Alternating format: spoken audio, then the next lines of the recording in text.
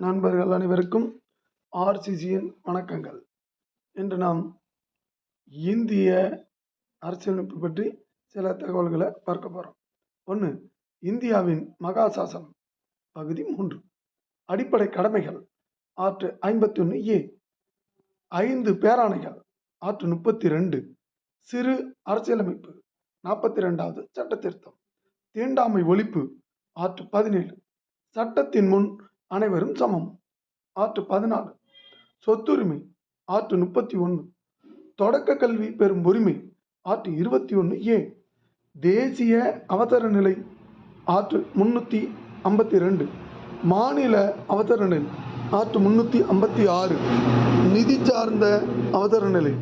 Art 360. அரசியலமைப்பு சட்ட திருத்தம். ஆர்ட் 368. நன்றி.